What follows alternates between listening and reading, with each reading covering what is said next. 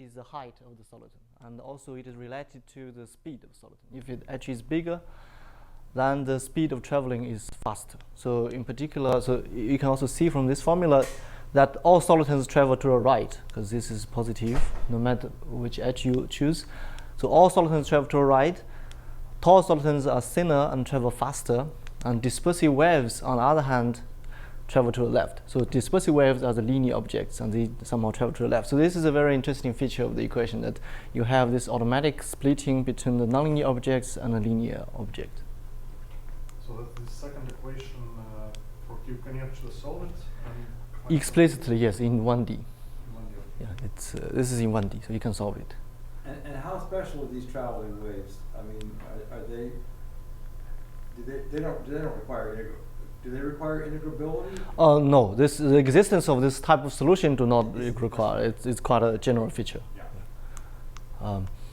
Then, so you have these traveling wave solutions, and Zabritsky and Krasko observed that, in fact, for if you start with any solution, not necessarily close to the solitons, but then if you follow the solution for extremely long time, you find that the solution actually split into these solitons moving to the right, and a term which moves to the left and decays. So the term that moves to the left is the dispersive term, the dispersive tail, and then the solitons decouple from the dispersive tail and move to the right.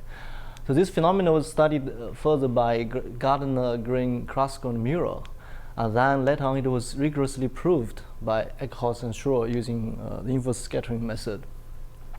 So this is a very remarkable behavior, the universal behavior for large times, starting from pretty much arbitrary initial data. If you start with arbitrary. Yeah, pretty much, but with some regularity and decay property. Yeah. But otherwise, there's no smallness assumption, so it's a general large data series, not a perturbative result. But the tools, okay, so this phenomenon is now believed to be true for many dispersive equations, not only for this equation, but for general dispersive equations. Mathematically, this is called the Soliton resolution conjecture. So this. But it turns out that the KD I just mentioned is quite special. It is completely integral. It's an integrable system, and the method for proving Soliton resolution conjecture in this case does not apply for non-integrable equations, because the method here uses a very remarkable spectral property, which is equations. It still remains open for most dispersive equations, except in the case of linear equations or for nonlinear equations which do not have solitons. So linear equations, it's just basically dispersive estimates with some potential or low order terms. But for nonlinear equations which do not permit solitons, you eventually you expect all solutions to behave linearly in some suitable senses. And we know that for 5/4, right? Right. For many defocusing, for example, defocusing equations. Right. Must go back to Morowitz. Right. Or in the nonlinear Schrödinger setting, but also defocusing case. What does the conjecture mean if there are no solitons? Oh, you just all solutions eventually behave linearly, dispersive. All the energy. And they go to zero like a freedom equation. Right. Basically, in any reasonable bounded region, you have nothing left. Just everything travels out to infinity. You can also consider many other equations. So, for example, one can consider the nonlinear Schrödinger equation with some potential. So here I'm writing down the defocusing nonlinear Schrödinger equation with an attractive potential. So because the equation is defocusing, the solution is global. So and then you can ask what happens for the solution at large times. If the potential is attractive, then you can have solitary waves, which are basically a modulation of fixed function. And the fixed function satisfies again some elliptic equation. But in general, this function psi may not be explicit anymore. Also, you can consider nonlinear Klein-Gordon equations. Again, you put a defocusing nonlinearity with some attractive potential. Then the solution is again global, and you can ask what happens for large times. But in this case, you can also have these bound states, so they do not decay, and so the question is like, can you really understand the long-term behavior and prove a Soliton resolution conjecture? Basically, that would say the solution would decouple into two parts. One part is a soliton, the other part is a dispersive term which goes to infinity. So that's not known for this case either? Both are open, actually. So except in the perturbative regime, If I regime, have a yes. single, well, Yeah, even if you have only a single Well. soliton, yeah, that's not. Yeah, it's pretty. one knows perturbative results, right? Yeah, actually there are many deep perturbative results in particular for this system. Also for this, so there are quite a few rather delicate results in the perturbative regime. Even in the perturbative regime, the dynamics are no longer trivial. But in general, there's much less known. If there is no potential? Oh, if there's no potential, then we know everything. And then basically every solution is global and scatters in a suitable sense. So the Soliton resolution conjecture in this case is predict that over large time the solution splits into two parts, a radiation part propagating as linear waves to spatial infinity and a local in space part given as bound states. So effectively the solution will decouple into a bound state plus some radiation which goes out to infinity and decays in magnitude. Okay, again, it is still open how to prove such a result in either case. But there are some interesting partial results by Terence Tao for the nonlinear Schrödinger equation that I just wrote down in the radial case and in high dimensions. So basically what he proved is that the solution actually also indeed splits into two parts. So a linear dispersive part which goes to infinity in space, and a local part which belongs to a compact set of data. So the local part, it could still vary, and it's not clear how it varies, but it varies in a compact set. So the remaining question here is to classify what are these objects in the local part. Now, compact, you mean compact in function space or compact In function space. In function space. For example, it has all the regularity you want, completely smooth, and all the decay you want. So But you can't describe the compact set. you still cannot describe the compact set. But again, there's some room to improve, I guess, because the result is in radial case and in high dimensions. But the methods are pretty robust. One can expect to do this for many other equations. Does that use the integrability? No. It's pretty much about decay of linear solutions and some subtle estimates. Yeah. But it's nothing really very subtle in the sense that's specific to a particular equation or anything. And how high a dimension does he need? I cannot quite remember. I think at least 5. Okay. Yeah. There may be some subsequent work that I haven't paid attention to, but I think the first one is definitely greater than 5. But many other models can be considered in connection with the Soliton resolution conjecture. It turns out that the most favorable case is the case for energy critical wave equations. Here, I think there are several reasons for this advantage. Firstly, for the wave equation, we have finite speed propagation property, which is not shared by all equations. Secondly, the speed of propagation in for the linear wave does not depend on frequency. No matter how big a frequency is or how small a frequency is, the speed of propagation is always 1, or the speed of light. So there's no dependence on frequency. Thirdly, the wave equation fundamentally is like a geometric equation, and so it has many geometric features like light cones and some estimates adapt to light cones and certain derivatives. Certain derivatives in certain directions are better than others and so on. These are kind of relatively geometric features which help a lot. So it distinguished this equation from other dispersive equations which do not have these geometric features.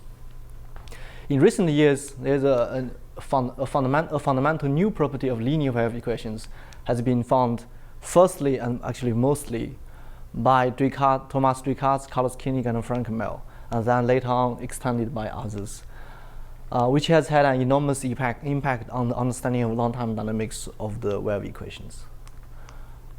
So I would discuss briefly the channel of energy inequality, which is kind of the driving engine of all these results one can obtain. So how old is this channel? It's not too old. I think it's after 2010. The first one probably appeared around 2010. And then it's just several years, but now we have seen many applications. So to consider the linear wave equation, so this is just linear wave equation. you take some initial data. We know this equation has this principle of finite speed propagation. So if your initial data vanishes outside the ball with radius r, then the solution will vanish outside the ball with radius r plus t. So the information propagates outwards, but at most with speed 1. But Descartes-Koenig-Mayer made the following simple but fundamental observation. That is, in many cases, you can also have the quantitative inverse statement.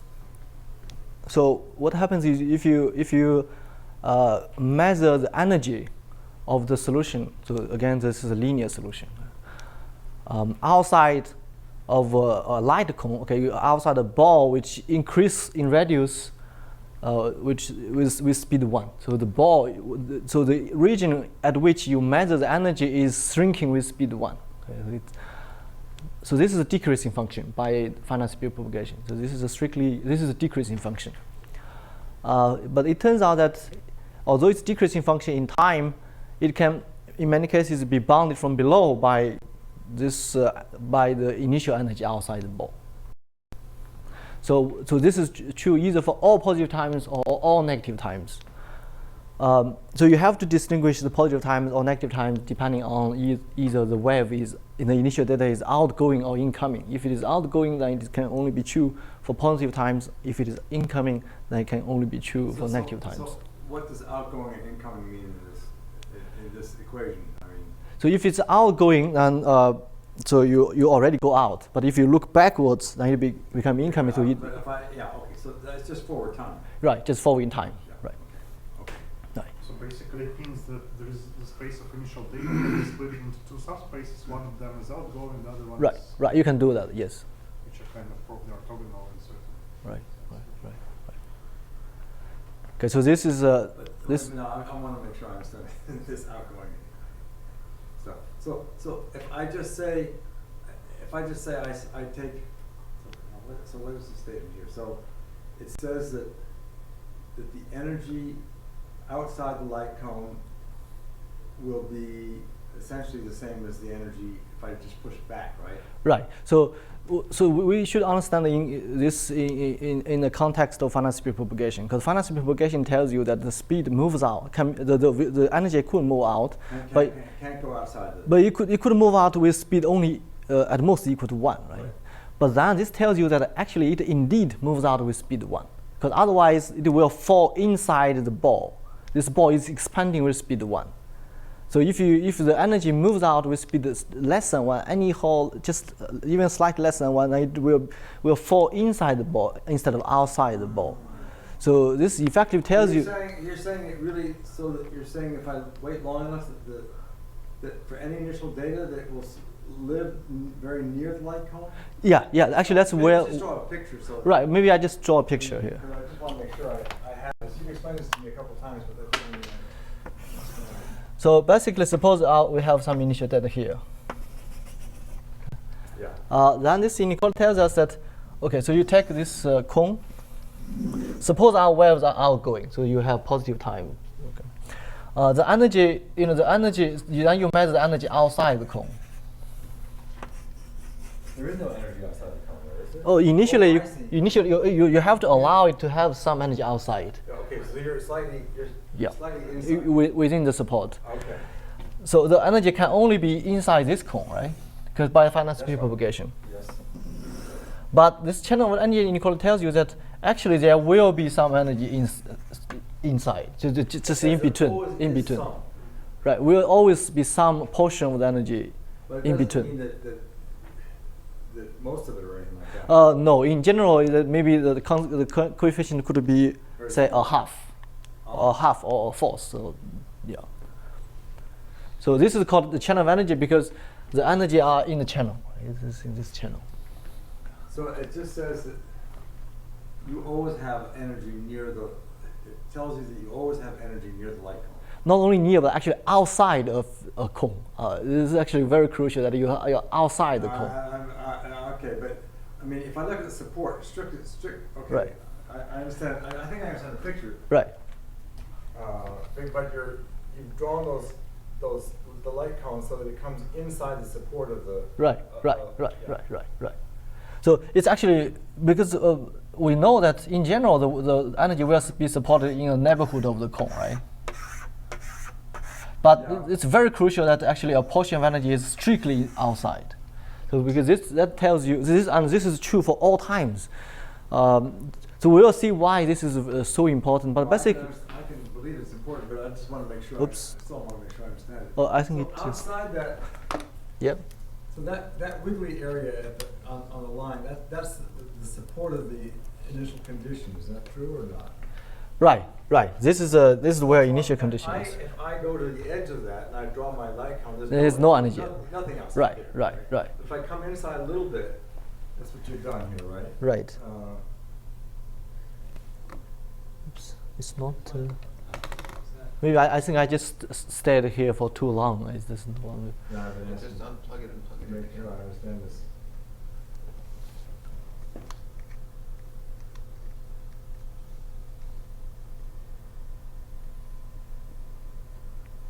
Okay. One second. Okay. Yeah.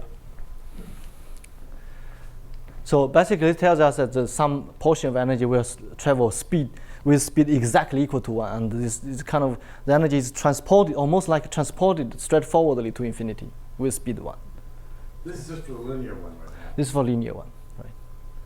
And to keep on going on this, R is anything. Actually, you have to choose R. So like you cannot choose R. If you choose R to like outside the support, then it's not meaningful, because the right hand side will be 0. But you could have an initial condition that is supported everywhere. Right. Then you can choose R. But this is only morally correct. I will make a precise statement, but this is morally correct only. Okay. So I forgot the exact formulation, but I think it was called Huygens principle. But what I remember about it is that it was different for odd and even dimensions. Is there some effect like this here? Yes, Okay. there's also effect. That's correct. So once this type of inequality is true, the proof is often not always quite simple. These inequalities turn out to be much more useful than they might firstly appear. So the crucial point is that the energy is traveling with speed exactly equal to 1, whereas the finite speed propagation tells you the speed is at most 1. So you have exactly the sharp version. It is at most 1, but also equal to 1, in fact. So the main use is that in some cases, especially in nonlinear dynamics, in many situations it is impossible to control the whole dynamics in all space-time. So what this allows you to do is to allow you to restrict your control on the dynamics to an exterior region, to some light cone. Over there, you can choose your light cone cleverly so that you have very nice dynamics, easy dynamics. But still, the channel of energy tells you that dynamics there are not trivial. So that allows you to draw some crucial information. Even when you cannot control the full space-time dynamics, you control only a portion of it, but still you get very crucial information. But before I showcase some applications, let me just briefly review some of the known channel of energy inequalities. So all these channel of energy inequalities are true either for all positive times or negative times, depending again on the outgoing or incoming nature of the initial data. So the first one, this is probably as far as I know, is probably the first one of these channel of energy inequalities. So here, it's true for all dimensions. Again, so everything is radial here. Okay, this is, you have to assume the initial data is radial. Oh, you do? Yeah. Otherwise, these are not true. Because Because the wave equation. for the wave equation. So it's reasonable because if you are not radial, you don't know where to put your light cone. Right? It's not reasonable to put light cone anywhere. So it has to be radial. So the first one is that you measure the energy outside this cone, but the cone has to start with the space-time origin. Okay, you cannot have opening. So the R is equal to 0 here. This is bounded from below by the total amount of energy, and it's true for all dimensions. And the second one actually is the most useful channel of energy so far. So here you again measure the energy outside the cone, but now you have the freedom to choose R0. R0 can be chosen arbitrarily. and then this is bounded from below by this energy of the initial data outside of the ball radius r naught. So notice that this formula, this quantity is morally speaking just the energy, and the right hand side is again a variant of the energy, but you see that the right hand side can be equal to 0, because if u1 is equal to u1 is the time derivative of the solution, and u0 is the solution itself. So u1 can be 0 and u0 is c over r. If u1 is 0 and u0 is c over r, then the right hand side is actually 0, and you have a trivial inequality. So that says that this is true in 3 dimensions and a radial solution. So in 3 dimensions, this channel of energy does not give you good information if your initial data belong to that one-dimensional space. u0 is c over r, u1 is equal to 0. And this has some extensions in other higher orders. So in say 5 dimensions or 7 dimensions, you measure the energy outside this cone. But the right hand side is a non-negative quantity, but it can vanish. It vanishes on this particular finite dimensional space. Okay. Again, it's more complicated finite dimensional space than in the 3 dimensions, and the dimension of this space, the bad space, is increasing with dimension. So what's the pi curve? I didn't catch. Oh, this is kind of the perpendicular. You project away these functions basically. What are you projecting away? These functions belong to this space. Oh, I don't understand that space. Sorry. So this is a particular space of initial data for which this is 0. Okay. So that's kind of a bad space for channel of energy. So For this space, you can explicitly compute like. you can using special functions. All right. So for this, this guy does not have a lower bound. The lower bound is 0. So that's kind of that's proved. It's one of the most complicated computations in this area. I think it was done by Koenig, Laurie, Liu, and Schlag. But the story that the moral message is that in higher order dimensions, the channel of energy gets worse. Okay, you have higher dimensional kernel on which the channel of energy is not true. But modulo this finite dimensional kernel, you still have good channel of energy inequality. But all these are for odd dimensions and the radial case. Okay, in even dimensions, it's pretty bad. We know that for wave equations, the even dimension, odd dimension, there is some difference. Yeah, it's Huygens principle. Yeah, so for in the even dimension, actually, these are not true. Okay. None of them are true. No, so the first one has some extension, but still not as good as in the other dimensions. The first one is the weakest because you don't choose R naught, but still, the channel of energy you get is still worse. So these channel inequalities apply in radial case and are sensitive to dimensions. But recently, we found a new channel of energy inequality, which applies to in all dimensions and also in the non-radial case. Okay. But it is for the special initial data. So basically here you have you choose some beta, which is a parameter from 0 to 1, and you assume that your initial data is outgoing in the sense that the tangential derivative, this is the tangential component of derivative, is small. The energy is concentrated in an annulus with radius 1 and the very thin thickness, and it is outgoing. This is the condition is outgoing. The theta means the direct. So you got some, yeah. Right. So basically, the energy is concentrated near the unit circle. Yeah. Okay. So in this case, your energy is just like this, Right. and then you choose a channel. Okay. Yeah. And then this inequality tells you that almost all the energy are outside of the channel, outside of this cone. So that's the channel of energy in this case. Require, you can even do that. This is true even in 2 dimensions. Yes. Yeah, it's insensitive. It seems to be the correct formula, the correct extension of all these radial case situation to the non-radial case, because you have this. You need to have this kind of condition so that it can be true in the non-radial case. And also, these conditions are not strange conditions, because if you take any linear solution, if you take any linear wave, you let it evolve for a long time, then it will satisfy this kind of condition. For any linear solution at large times, the solution will be nearly radial. The tangential derivative will be small, and the solution will concentrate essentially in an annulus, right, t plus O1, the annulus, and it will become outgoing. Okay. So this is actually a universal condition, so to speak. Everywhere eventually will become like this.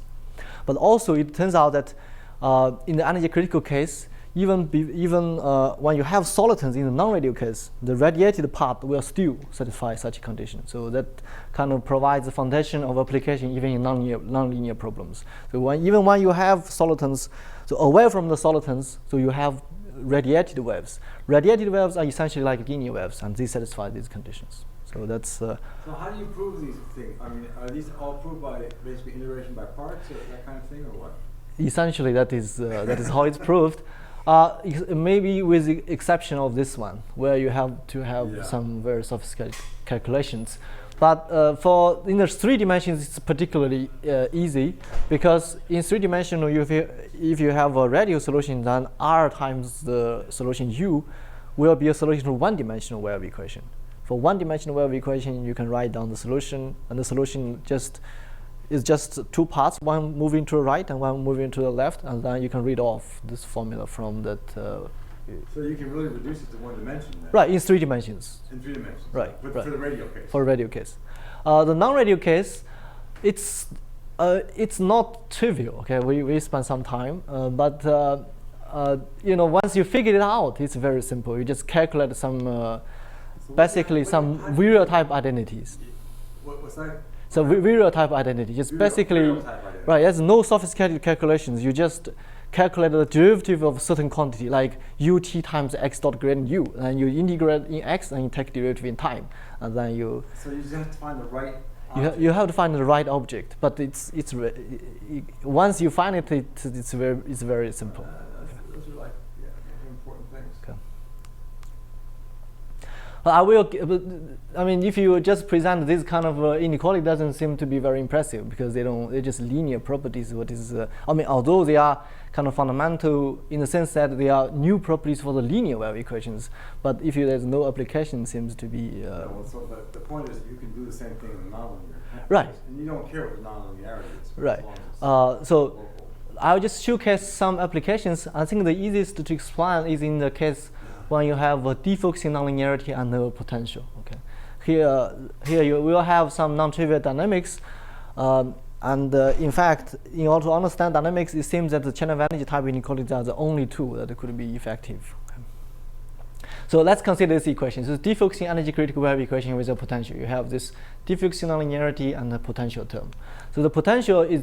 So I will assume that the potential decays relatively fast. Okay, it's not a point for me to study slow decaying potential.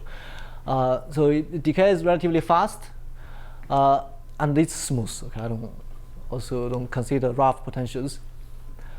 So the potential term, because we assume so good potential, it does not affect the regularity results. Okay, the solution is the solution is still global, as in the case when you have no potential, but the long-time behavior is completely different now, because for this equation you could have. For this equation you could have solitons. You have ground states and you have bound states. So the equation is globally well posed in the energy space. For any initial data in the energy space, you can find a unique solution which is continuous in the energy space. And the U arrow of U denotes U and the partial TU, because it's a wave equation second order in time, so you have to consider the two components. And also you can put the U in some streetcar space for any finite time. My interest in the study of long-time dynamics. So for appropriate choice of the trapping potential, the equation has many steady states, including 2 ground states, Q and minus Q, which Q is positive, and excited states which can change sign. So the ground state is stable. Small excited states are unstable, but there are also large stable excited states for some open set of potential. So you small excited states are unstable. Yes. Yeah, but you could have some excited states which actually turn out to be stable. So there are many. It has multiple stable regions. You have many stable solutions, in fact. Well, you would recently explain this large stable excited state to me. Right. That was stuff that you Right. did with Schlag, right? Right. This is sorry. I should mention this is the work with Baoping Liu, Schlag, and Xu Guixiang. So maybe you should say something about why these excited states are not stable. I mean, they're both things, but maybe you're going to do that. I don't know. I will not do that actually, because I just want to show you like this is the elliptic stuff. I can explain to you after the talk, because I want to show you why this channel of energy is useful for the dynamic part. Okay. But let's just agree that there are such solutions and they are stable excited states, large stable excited states. But the main question is, so you have stable excited states, you have these non-trivial objects, but you have also the radiation waves, and can you actually understand really the dynamics? So again, we are in a radial case. Okay, I have to say we are in a radial case. So one of the main theorem we have is that, so take this equation, you take any initial data which is not a steady state. Okay, we don't want to consider steady state. You take initial data which is not steady state, and then you look at the solution. Now the solution is not steady state. Then you can take a light cone such that the energy, there's always some non-trivial amount of energy outside of this light cone. Okay. So so this is nonlinear now. The U is the solution to the nonlinear problem, but it is not a steady state. So this theorem tells us that either you are steady state, okay, then you do not have this channel property because all energy will be effectively in a bounded region.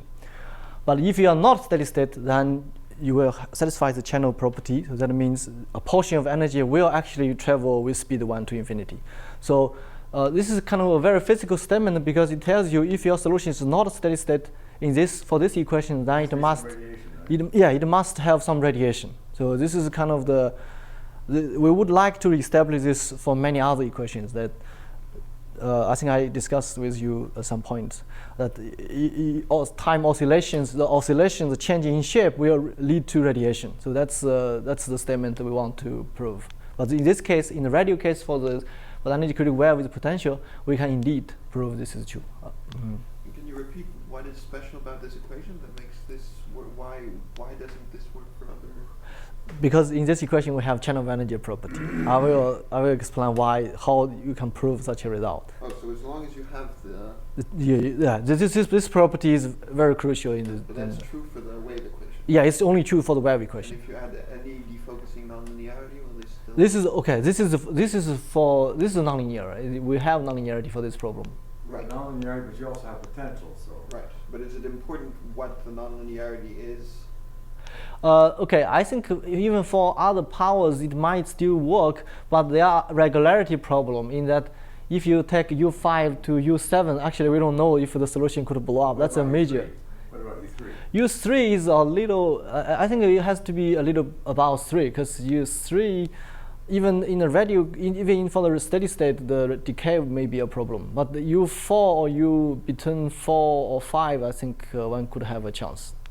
What's the problem with U3? I mean, U3 for the elliptic problem, the decay of the elliptic problem is a little slow than 1 over x. You mean for the steady state? Right, for the steady state. I don't know how much trouble that could be, but there is some technical issues, I think. But it's really a question of this. But yeah, for U5 is particularly favorable because here U5 is energy critical. So the energy both controls regularity and the long-term dynamics. So it has control simultaneously the two things. So let me explain briefly how you can prove such a result. I mean, the main tool is the channel of energy, but the channel of energy inequality is for linear solutions. Now you have a nonlinear solution, and you want to study the property of a nonlinear solution. It's very important how you can connect the two. The results you were telling us about before, they were for nonlinear solutions, right? Right, this is for nonlinear solutions. No, right. But I mean the ones that you had in previous slides, maybe before that one. This one. Those were all for nonlinear equations. No. This one. Go back further. What is it? Yeah, those. Oh, these are linear solutions. They're all linear. Yes, so this is property for Still linear linear. solution. It's still linear, yes. How about your results on the next slide? This one is still linear solution. Still linear. Still linear. It's all about linear solutions. Okay, no, I thought you somehow. I thought you'd already gone to the nonlinear. Yeah, but I mean, it's better. It's a linear solution because then it has more. Because linear solution is a building block of many other, right? I understand It's that. not specific to any nonlinearity, so to speak. Yeah. So all those results about finite speed of channel were all for Yeah. the linear. The fundamental tools are all linear for Okay, but linear but solutions. Obviously, they do have some kind of nonlinear application, right? Right. This one I will explain to you Oh, how you can apply the linear property. Yes. So recall that we want to show if you have a solution which is not steady state, then it must emit energy to infinity. Right? You must have radiation, Yeah. even though you have nonlinearity, and there's no smallness assumption. You are at least you are just initially at least in the totally non-perturbative regime. I understand. Yeah. Okay, so the easiest case to explain is when the initial data is compactly supported. Okay, in that case, this is clearly not a steady state because steady state solutions are not compactly supported. So in this case, we want to show the solution starting from this compactly supported initial data will emit energy to spatial infinity. Mm-hmm. So okay, look at this initial data and consider the linear evolution. The linear evolution satisfies channel of energy inequality. Okay, that's the property of channel of energy is for linear solutions. Well, the channel of energy has direction, right? So let's assume without loss of generality that you have positive direction. The channel of energy holds for positive direction. And then the proof essentially has two steps. The first step, we show that the support of the solution actually grow with speed exactly equal to 1. So notice that it could at most grow with speed 1, but now you show that the support will actually expand exactly with speed 1. So this is a qualitative step, right? You just show that the support will grow at speed 1. And then you wait for a very large time. This is linear evolution so far. This is nonlinear evolution. No, but the first part was linear. Also nonlinear. You look at nonlinear solution. The nonlinear solution, the support will also expand with speed exactly equal to 1. That's what confusing me. So the previous theorems were for the linear or nonlinear case. That previous theorem, this theorem, this theorem is for nonlinear solutions. Okay. I want to prove this theorem, so using the linear property. To prove that theorem. Right. Theorem. Right. Okay. So I want to show that if you start with compact supported initial data, then you will emit energy.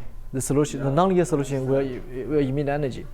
So there are two steps. The first step is you show that for the nonlinear evolution, even the support will expand with speed exactly equal to 1. Okay, the support will expand with speed at most 1, but now you show it expand at speed exactly equal to 1. You wait for a large time. At this time, the support has become pretty wide because the speed it's continuously expand with a fixed speed. So at a large time, the support is now pretty wide. And then you choose a light cone which is close to the boundary of the support. Then you look at dynamics strictly outside this cone. Okay, you don't consider dynamics here. The dynamics here is too complicated because you have a large solution. You don't know what happens. But you look at dynamics outside. And then there are two things that happen. Firstly, the support is very wide, so you are very far away from the origin. Now you assume the potential decays, so outside this cone, the potential is extremely small. In perturbative regime now, you can ignore the potential. Secondly, you choose the cone so close to the boundary of the support that such that the energy over here is small. So your nonlinearity will also be not important. So then, if you own, but by finite speed of propagation, you can actually restrict to this region, right? What happens here will not, inside the cone will not affect what happens outside the cone. Okay. So that's a crucial point.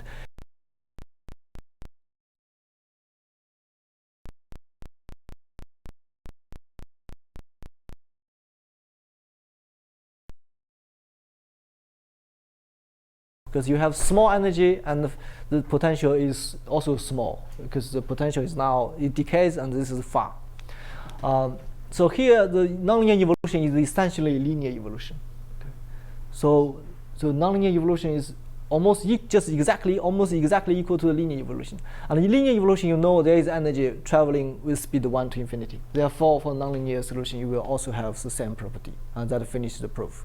So you see that somehow, if by this chain of energy, you can achieve that you do not have to care about dynamics here, but rather you just look at dynamics here, and you can still draw very crucial information. And that's this decoupling of the dynamics here from this part is crucial. Is totally crucial.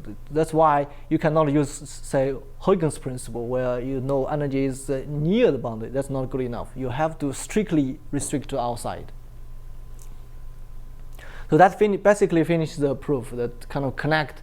That's usually the way how you connect the linear problem to nonlinear problem. So it's a philosophy again. So I don't quite understand the philosophy. So you start with some initial condition, right? And you let it evolve by what now? That's the free time evolution? No, this is a nonlinear evolution. This is all the nonlinear evolution, okay. Right? Okay. Oh, yes. And then I start looking at it. Right. So I look at it. Okay. So I know that's contained in the cone, obviously. Right. But I don't. And how do I know there is some energy near the edge there? How do I know that? Yeah, that needs to be proved. That needs to be proved. Okay. But it's a qualitative statement. You will have some. You will have I some. believe there'd be some that'd be kind of shocking if there weren't. But right. The but support. You have to know something. You have to know something there. You have to. Yeah. You have to know. And then you say, okay. So then you have to know that little piece has some support. Some right. weight. And then from there on, you can just run off to infinity basically because it's a small perturbation. Right. Of the free. Right. Okay. There is some qualitative. But yeah, you have to show the support. So you can't prove these things directly on. I mean, it's not true, or is it directly from? In other words, there's no channel of energy propagation, or whatever you call it, that can be proved directly for a nonlinear wave equation.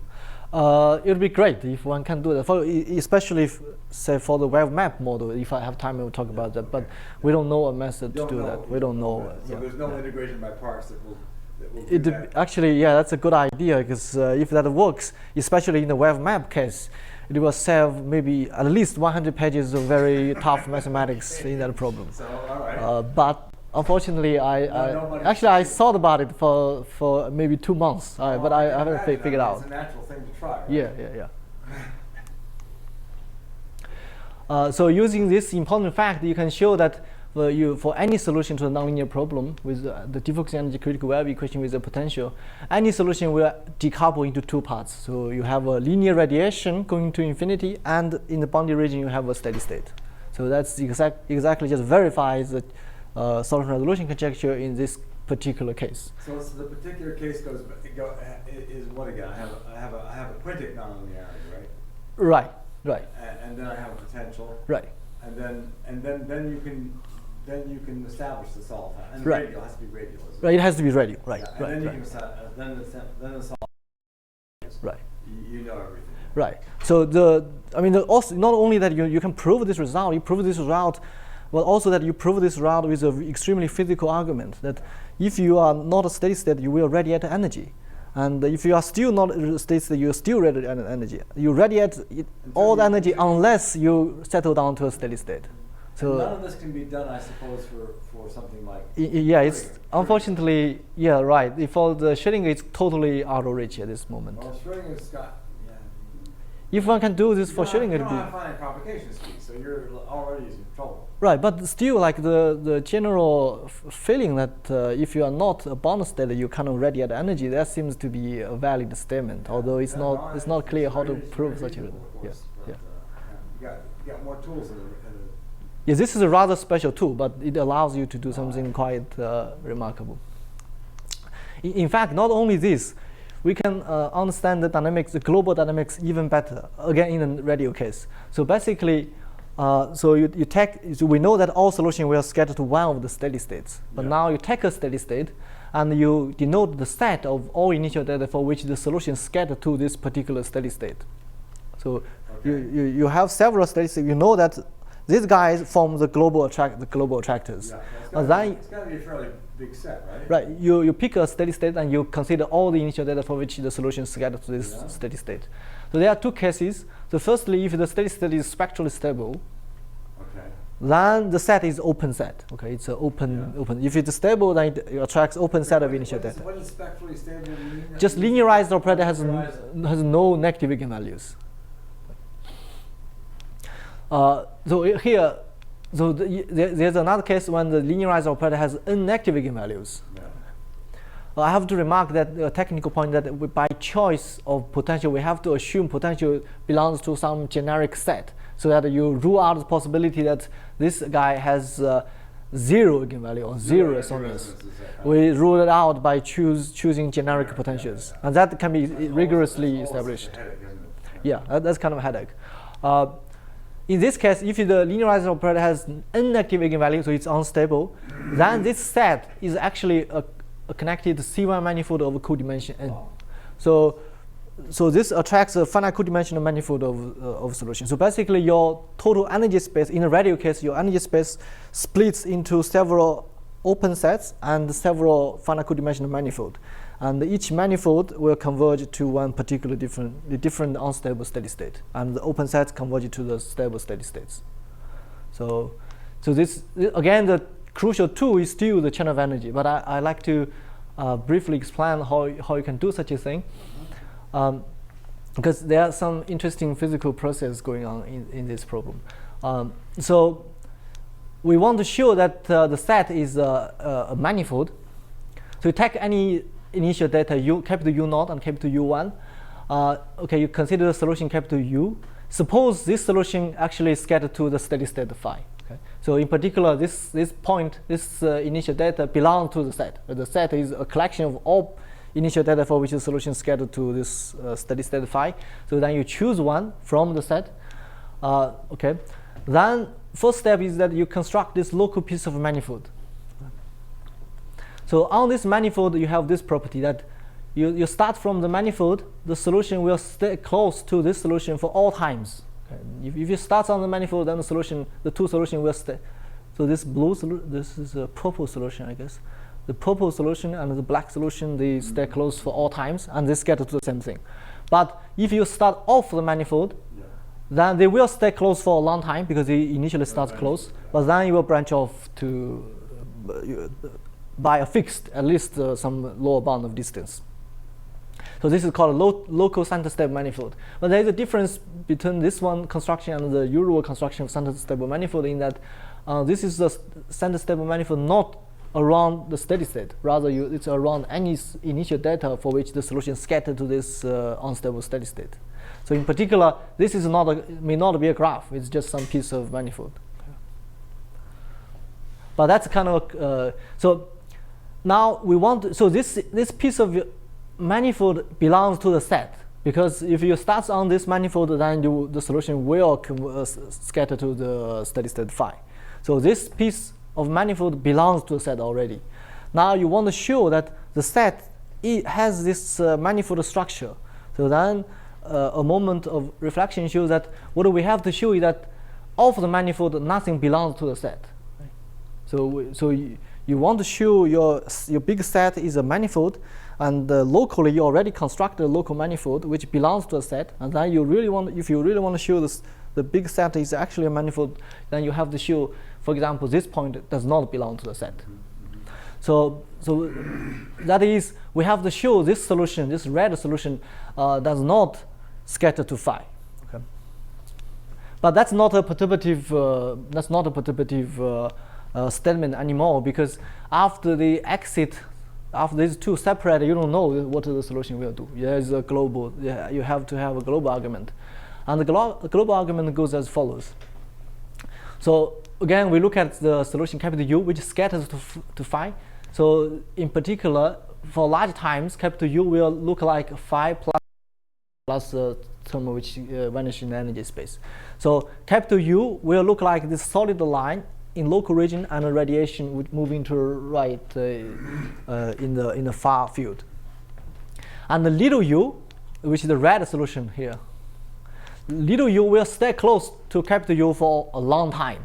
So at a large time, little u will essentially also be extremely close to the solid line plus radiation, but not exactly solid line. It is some very tiny perturbation of the solid line plus this radiation. But little u will, at a further time, exit the small region. In particular, little u at a further larger time, little u will separate from capital U. But the separation does not happen in this piece, because this piece is a radiation piece. Somehow it cannot be changed. And the separation actually happens in the local region. So at a further larger times, little u will be very different from capital U. Capital U is still like the solid line plus radiation, but little u is like the dashed line plus radiation. Now little u is no longer steady state in the local region. If it is not steady state in the local region, it will radiate energy again. So that's what happens. It radiates another piece of energy. But look, so little u has already radiated a large enough of energy so that it can get close to capital U at large times. Now you radiate again, so you now radiate more energy than you have to scatter to phi. So in the end, you will actually scatter to a steady state of strictly less energy. So for this solution, little u, this red solution, you have a very different, very interesting behavior. So this guy presumably can be very far away from the steady state. So what happens for this red solution is that they first radiate a large piece of energy to settle close to the steady state phi, but it's not a steady state phi, so then it will become different from phi, and then it will radiate again, and then it goes to another steady state. So that's kind of the physical process for this red solution. So that actually finishes off the proof. Actually, my time is already up, so but I haven't really touched. You mentioned you have some new results. Maybe you could just say. Okay, I just say there's not details anyways. Because in this case it's a little more complicated in the non-radial case. So that's in the radial case. In the non-radial case, the situation is much more complicated because in the chain of energy now is no longer unconditional. Right? The chain of energy only applies when you have this outgoing initial data. So the data has to be well prepared so that you can apply this. To show that the data is well prepared in order to apply the chain of energy, you have to use Moiré, so the monotonicity formula. The most crucial one is the Moiré estimate. So there are several additional steps. So we will consider like two important examples. The first one is the energy critical focusing energy critical wave equation. The second one is the energy critical wave maps from the Minkowski space R2 plus 1 to S2. So these are the equations. So in fact, this equation models the dynamics of this equation models the dynamics of this equation extremely well, except that this equation is much more complicated than the previous equation analytically. So the key features of the equation are that they have a lot of traveling wave solutions. Okay? They have a lot of special solutions which are not scattering. So the traveling waves travel with speed strictly less than 1. And they both have conserved energy. So the first one has this conserved energy, the energy critical wave equation, wave map equation has this conserved energy. The notable feature is that for the focusing energy critical equation, the conserved energy is not coercive. So in particular, the energy does not control this term. So in fact, in order to really study wave behavior for the focusing energy critical wave equation, one has to assume a priori that this is bounded, this quantity is bounded. So that's kind of an extra assumption. So for the focusing energy critical wave equation, we kind of focus on the type 2 solutions, for which we assume the solution is bounded in the energy space. All the way up to the blow-up time. All the way up to the global time or the blow-up time. And the solutions which do not obey this bound are called type 1. And the solutions which obey this bound are called type 2. So type 2 solution, in fact, model the dynamics of energy critical wave maps extremely well. But the analytic aspects are much easier. So again, in the direction of characterizing this type 2 behavior, the ambitious goal is to prove the Soliton resolution conjecture. That you prove any solution, type 2 solution, can be decomposed as a finite sum of these traveling waves and a radiation, and a term which vanishes in the energy space. So you take any solution which is type 2, suppose it's global, then they should decouple into these traveling waves, which moves in all directions, in various directions with speed strict less than 1 and some radiation term. Okay. So that's the conjecture. It's the Soliton resolution conjecture in this particular case. So you have these traveling waves plus the radiation term plus the error term, which goes to 0 in energy space. Does not contain energy, this error term.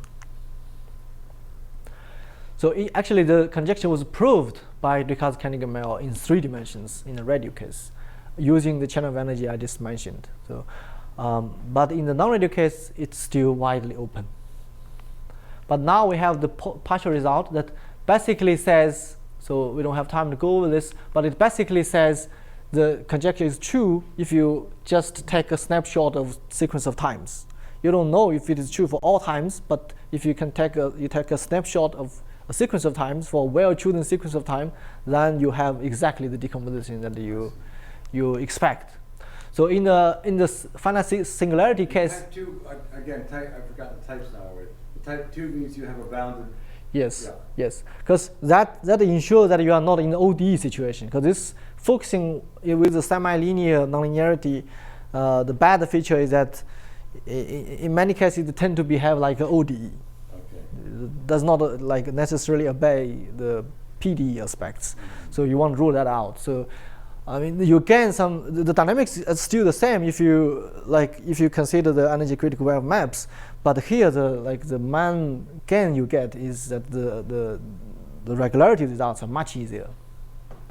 So in the finite blob case, the situation is like this. You have, suppose the solution is blows up in finite time, then the solution necessarily will concentrate some energy in the cone. The Soliton resolution conjecture predicts that all the concentration happens as these traveling waves, and there's no other place where it could concentrate energy. And outside the cone, it's regular. So that's a prediction. So, okay.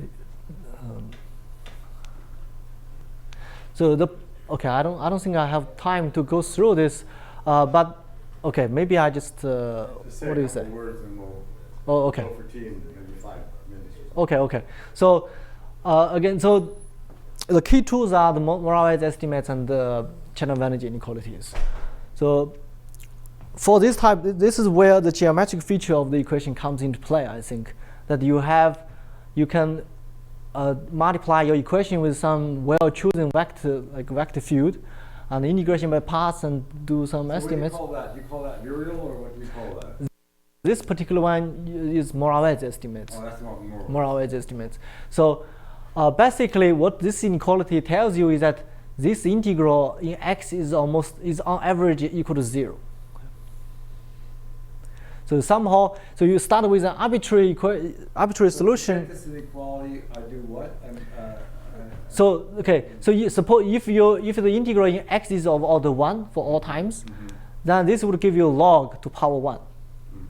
But this is log to power, so d is equal to 3. Let's say d is the dimension. Yeah.